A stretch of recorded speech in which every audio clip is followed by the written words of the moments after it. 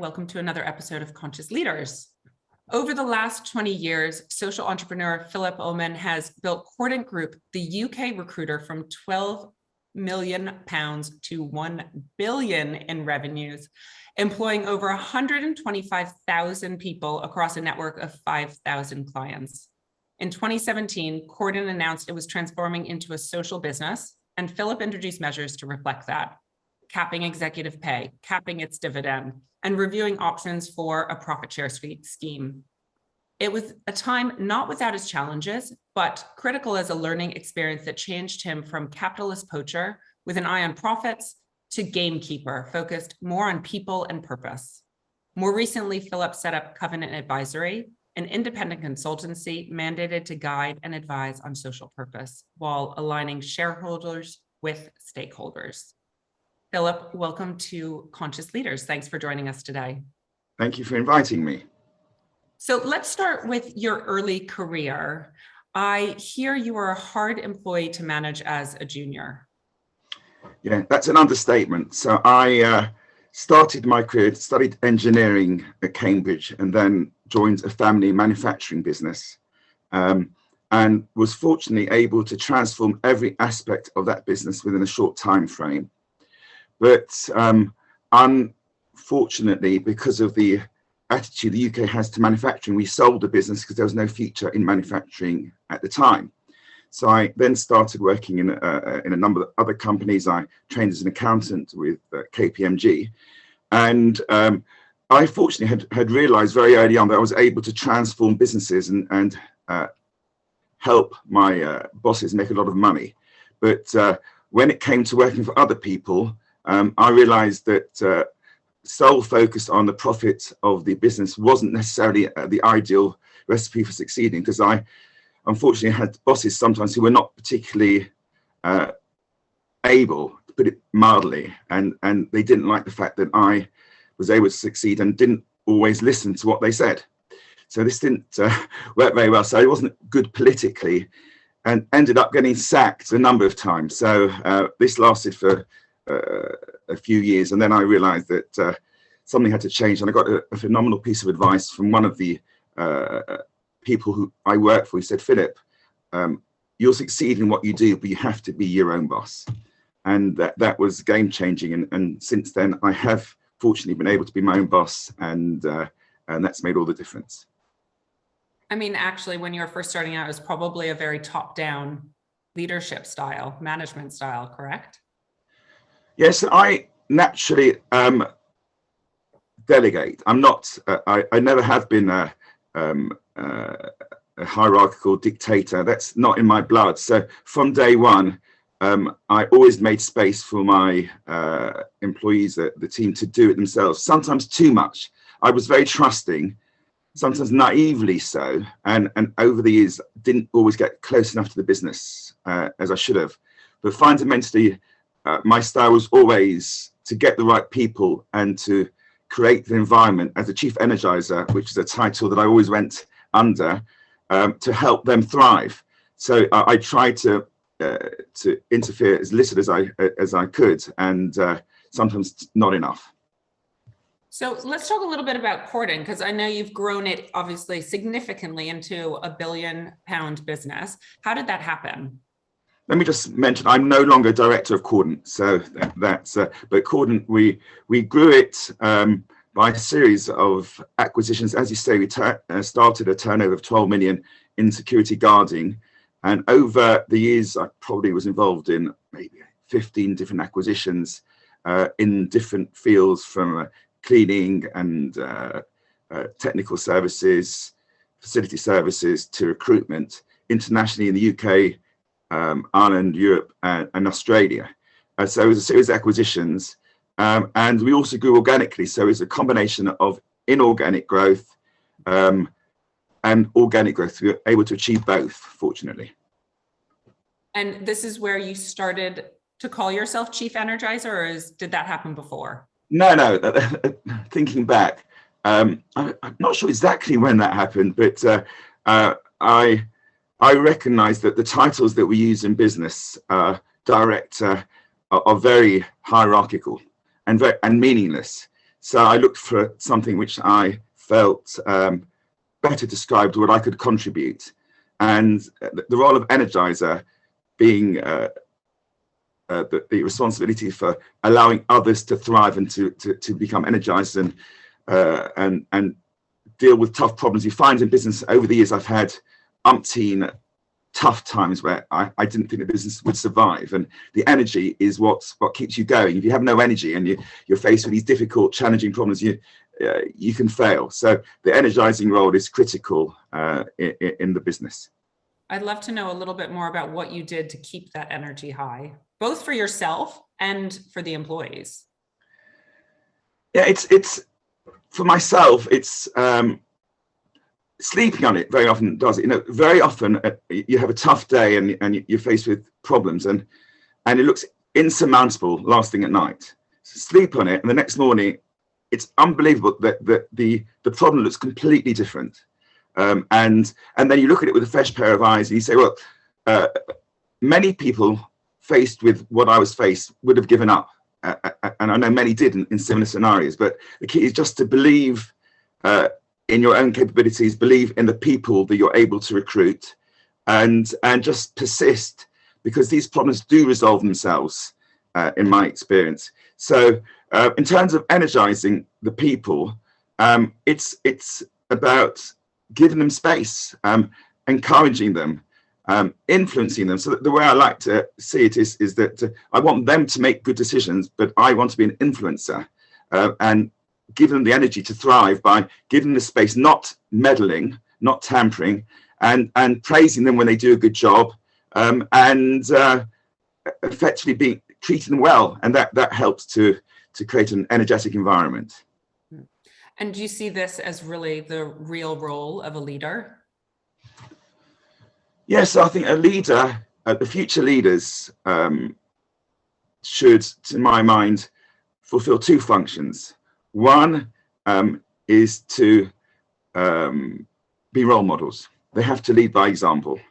And the other is to energize and create an environment where others thrive, but also to look at a different way of operating based on relationships, which we'll discuss a bit later with covenant, and holding that position. So the role of a leader is to not to make those decisions, but to have a vision and give others the space to deliver that vision, but then hold them to account for delivering that vision. And let's just go into the social enterprise idea and how that came about. Yes, so I fortunately was blessed with material rewards for the work that I did, and that didn't do it for me, and still doesn't do it for me. Money is a thing. Money it doesn't actually, it is not an end in its own right. So I began to realize that the business in general is being run to make money for the shareholders, and I realized that was fundamentally wrong. And Deloitte happened to come to me with a proposal where they suggested, would you do this as a social enterprise? And I said, what's that? And I researched it, and I found it's a business based on purpose, on delivering a purpose for people and planet. And when I researched that, I realized that is what was missing for me, that the focus on changing people's lives, protecting the planet, is what business is really about, not purely generating cash and profits for the shareholders. Yeah, there's a really good Walt Disney quote that says, I make money to make movies. I don't make movies to make money. And I just think that says it all. I always get a bit of a chill when I think about it, because I think it's so true. I'm completely in agreement with you about the purpose of business out there. So what were the specific changes that you made at Corden, and what was the reaction? Yes, as you mentioned in the intro, there were fundamentally three changes. We capped dividends. That's for the family. We also capped salaries at 20 times the lowest pay, and looked at introducing profit share.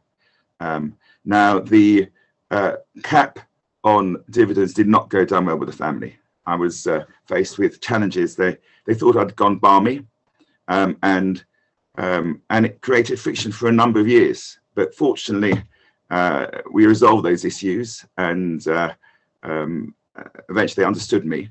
But it was tough because not everybody's in the same place. We're all on a journey, and they weren't in the same place on the journey as I was.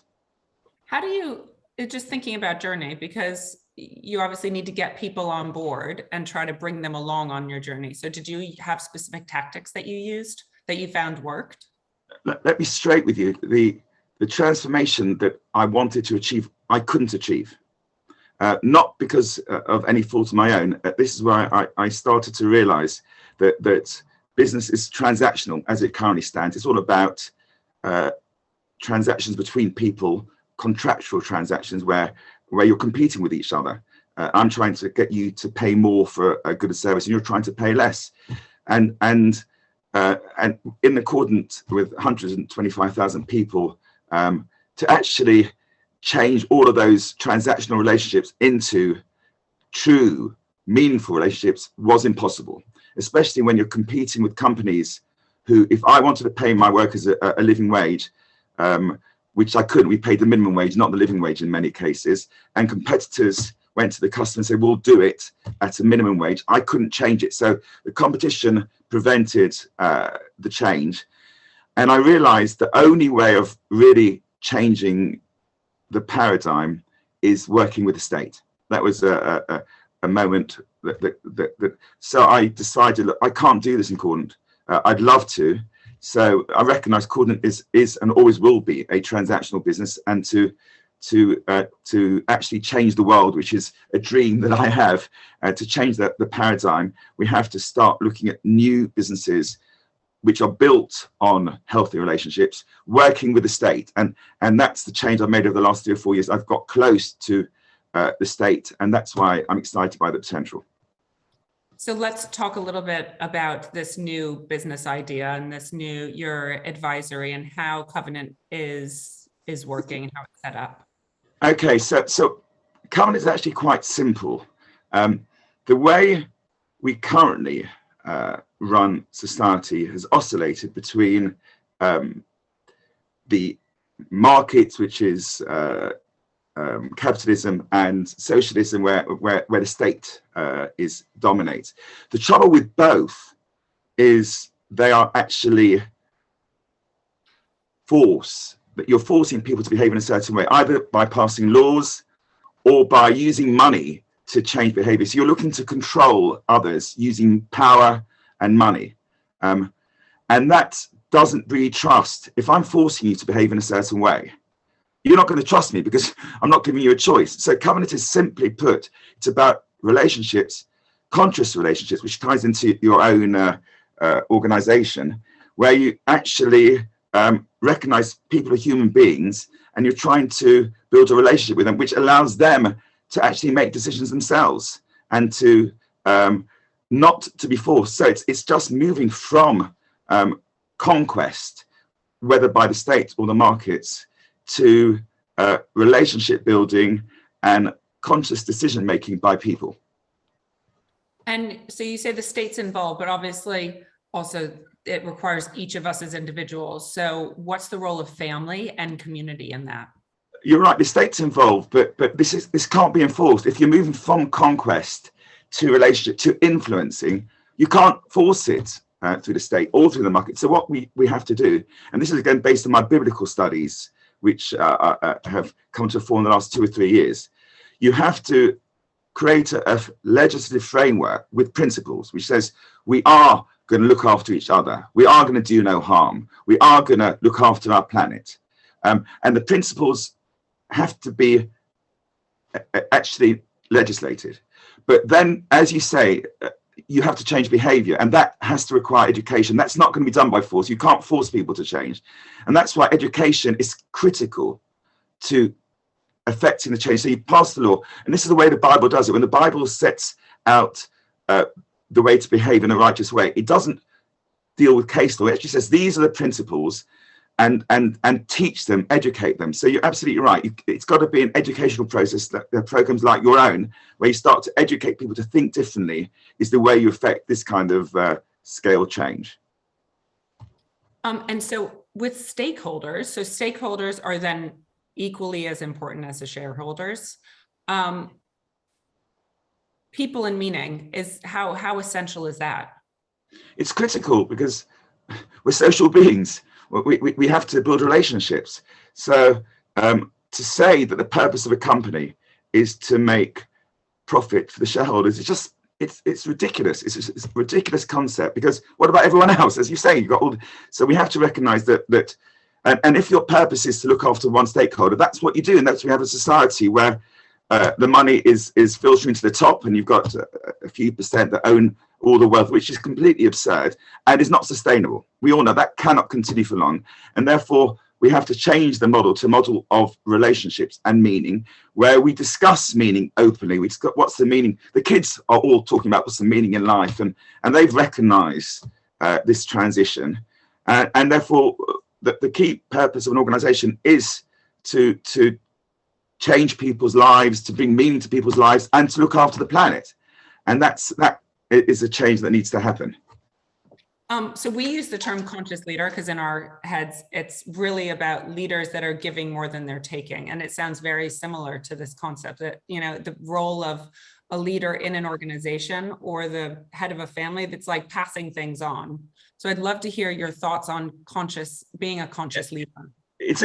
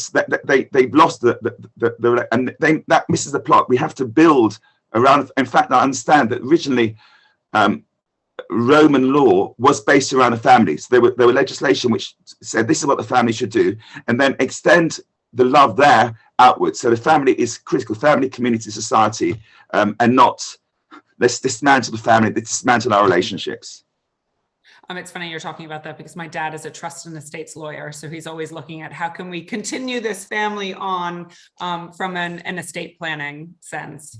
Right. If you were given an audience with the PM today, what would your message be?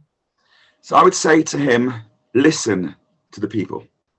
It sounds simple, but they're not. Whether it was the current Prime Minister or Liz Truss, what they did and what they're doing at the moment is they just lock themselves away for a few days or a couple of weeks to produce a budget in isolation. And that's the opposite. They're not listening to the people. On Monday evening, I was at an event at the Palace of Westminster, and I spoke to Lord Bernard Donoghue, who was an advisor to Harold Wilson, a very wise man, and Harold Wilson, also a wise man. And he said Harold advised him, he wrote the speeches for Harold Wilson. Harold said, whatever you do, listen to the people, see what they want, what they need, meet those needs, and then communicate to them in simple language that they understand.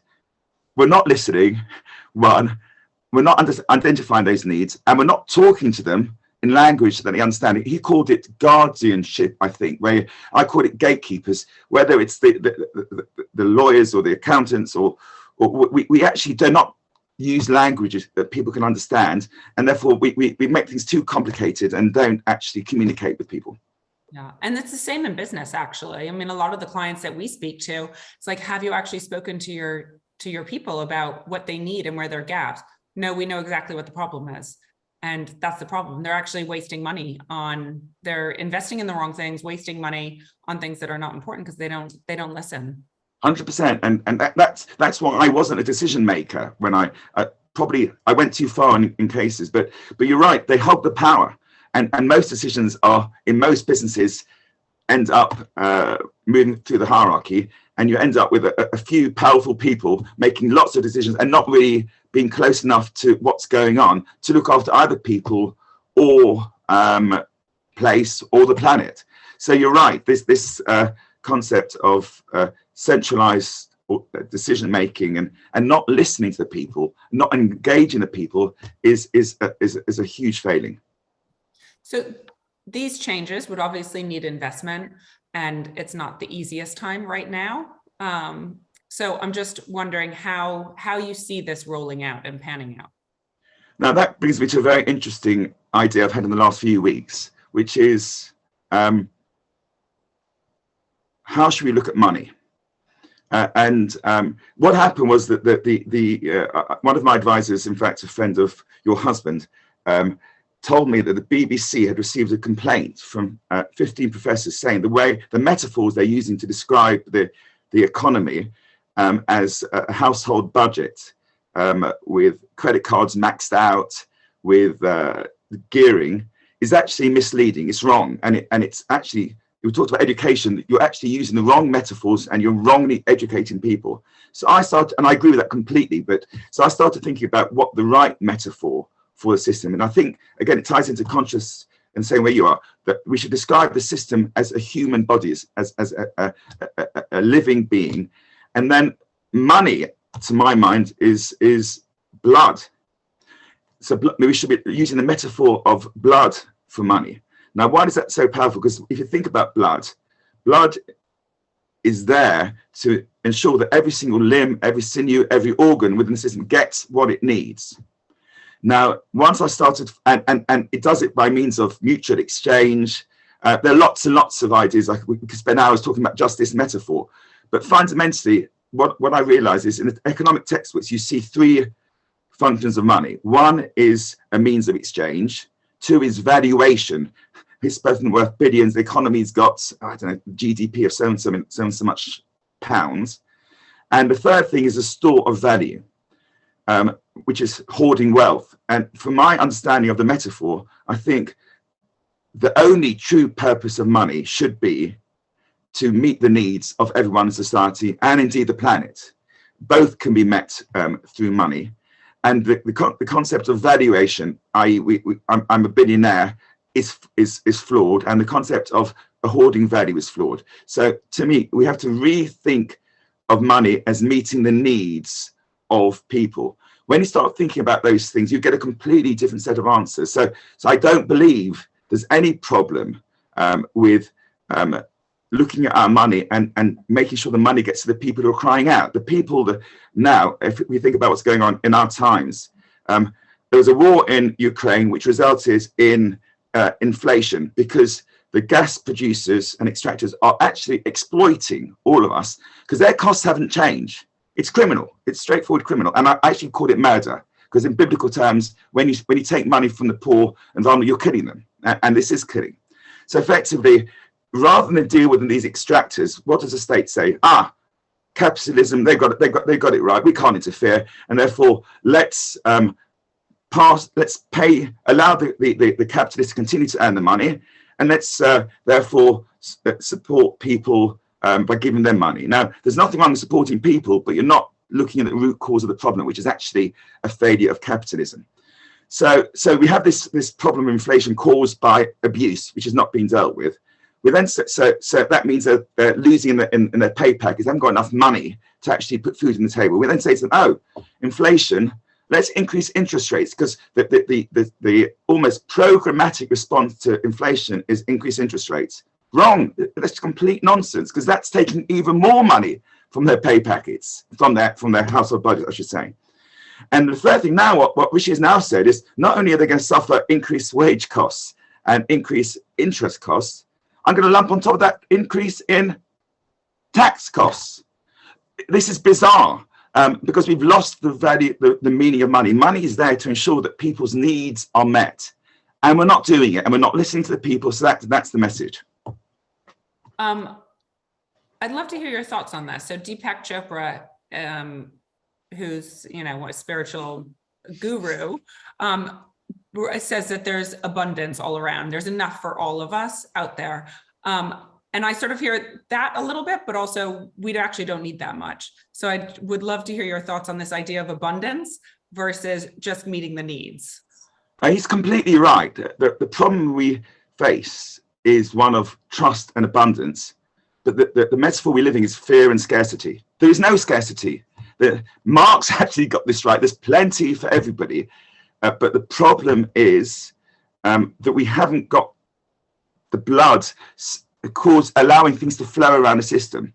The way I look at it is, again, using the blood metaphor. If the blood doesn't flow but collects, you have aneurysm, and you have a collection of blood in the brain, or what happens? The being dies, because but that's the way we are. We have these blocks all over the place, and a few people with all effectively the blood. That is a diseased system, and in my mind, it's going to collapse. Has to collapse. It collapsed in 2008. I foresee a more significant correction. It has to be, because there are all these young people, or lots of people who haven't got anything to eat and they can't buy houses. The system will collapse. And so he's completely right. Where Marx was wrong is he thought that the state was the problem, was the solution. He was talking about nationalizing money, nationalizing everything being run by the state. That also doesn't work, because that's power, that's force by the state.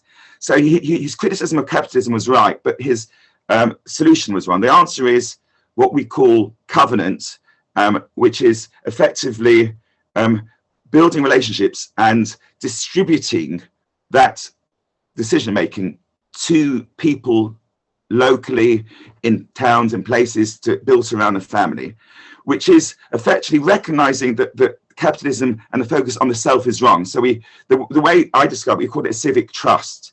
So a trust is as your father is dealing with, is a scenario where I'm not the owner of the assets. I'm responsible for using the assets within my domain for the benefits of a beneficiary, and the beneficiary to me is society.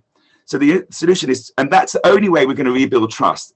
If we continue with this focus on the self, there's no way we're going to rebuild trust. Civic is the other aspect, which civic means is actually local, is distributed in town and city, because we lost the focus on the local community. So these ideas are game changing, and I agree with him that it's definitely, the problem is one of abundance and trust. So we ask all of our guests about their well-being, and I'd love to know first what well-being means to you. Yeah, again, I've got well-being is about physical well-being, healthy body, mental well-being, but healthy relationships. If you haven't got a healthy relationship, you haven't got anything. I exercise. I work out every day, look after my body. I lost 5 stone. I put some of it back on, but not much. But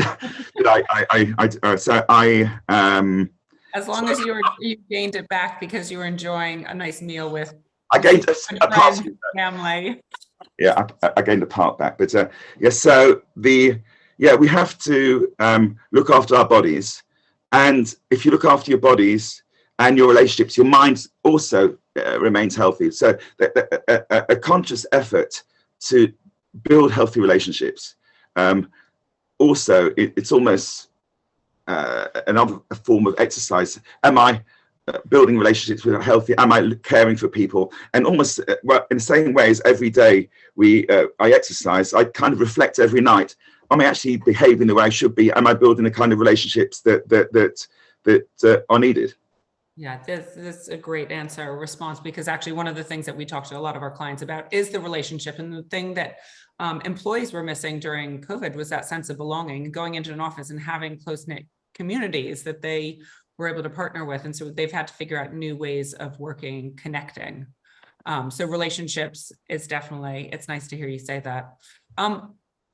You talked about the Bible. what about your spiritual well-being? Yeah, absolutely. As it happens, I spend a lot of my time considering and studying the Bible with world-class scholars. The same, but it's fortunate I was able to work with world-class advisors in business, which enabled me to build a big business internationally.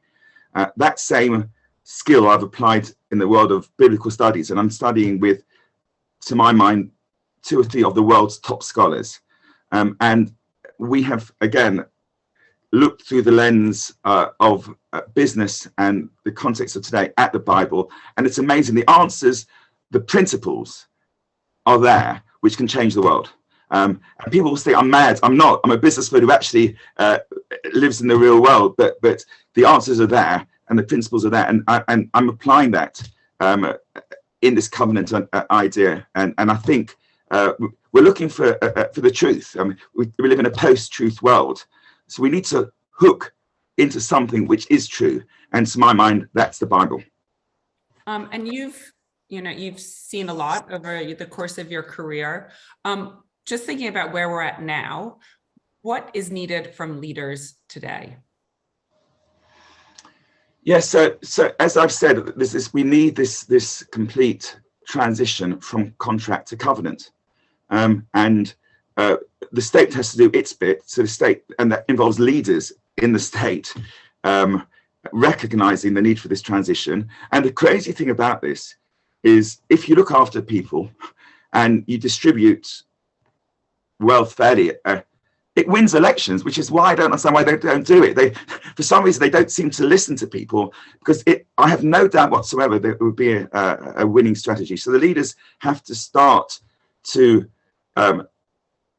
be part of this paradigm shift from contract to covenant, and then educate other leaders. So I think the law needs to change. The state leaders need to legislate a set of principles, and then in business we need to then put into practice that new paradigm. So a leader, as I mentioned earlier, has to be a role model, but also has to hold people to account for this transition from the paradigm of contract to the paradigm of covenant. And that is it's a different role. It's not a decision-making role. It's an influencing and relationship building, where you have to get people to trust you and to help them with this transition and to hold the space. Because if the leaders don't hold the space, the transition won't happen. And looking back, what advice would you give to a young entrepreneur starting out? Look after people. It's a bit repetitive, but don't focus on money as the end. Money is the means of changing the world. We're not unrealistic. We need money, but as a trustee, look after people, look after relationships, protect society, and protect the environment. And final question for you: what are the 3 things you want to accomplish in the next 3 years? But I don't know how long it will take, but I'm a big dreamer. And I believe that this transition will happen shortly, because the system. So my dream is, within 3 years, we have a government that recognizes this. And we have a government that puts in place a new regime based on covenant, based on building relationships, based on allowing people to think and not programmatically treating them like things and commodifying them. So I think that's realistic, that we could be on the journey within 3 years with some legislation, with the transition from a world of competition to a world of collaboration, based on rehumanizing people, giving them the ability to make decisions, moving from a mechanical metaphor to a humanistic metaphor, and building a thriving world where we look after each other. Thank you, Philip. I love that you're a dreamer, and I think that it's going to happen. And I really appreciate you taking the time to speak with us. You've got so many words of wisdom, and I know that our audience will be very grateful to hear what you have to say. So thank you for taking time. Thank you very much for inviting me. Pleasure. Until next time, everyone, be here and be well.